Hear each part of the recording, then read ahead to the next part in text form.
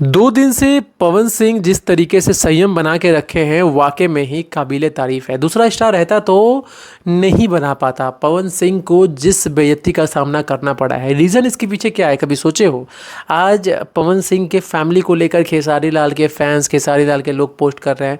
खेसारी लाल के फैमिली को लेकर पवन सिंह के फैंस पोस्ट कर रहे हैं, लेकिन सोचे नहीं कि इतना विवाद कैसे हो गया। चलो मैं थोड़ा सा आपको हिंट दे देता हूँ, समझा देता हूँ।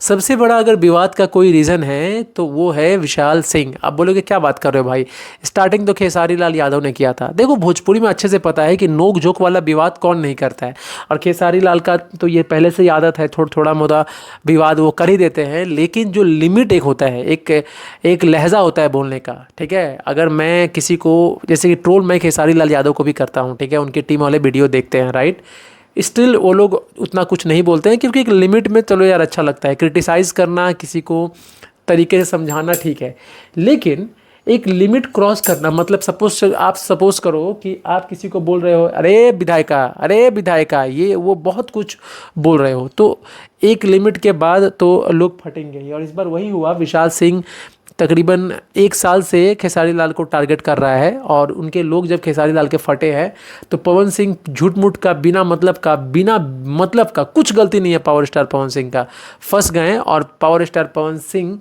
अपना बिना मतलब का बदनामी कराएं। उसके बावजूद भी पवन सिंह का एक बात तो है जो मैं मानूंगा कि एक बार भी बंदा ने रिस्पॉन्स तक नहीं किया, और ये एक बड़े स्टार का पहचान है। इतना होने के बाद तो लोग आपा खो बैठते हैं और रिएक्ट कर जाते हैं। ये तो मैं मानता हूँ पवन सिंह में ये बात है। बाकी आपको क्या कहना है इस वीडियो के बारे में, कमेंट सेक्शन में बताइए, और इस वीडियो को शेयर जरूर लगा दीजिए।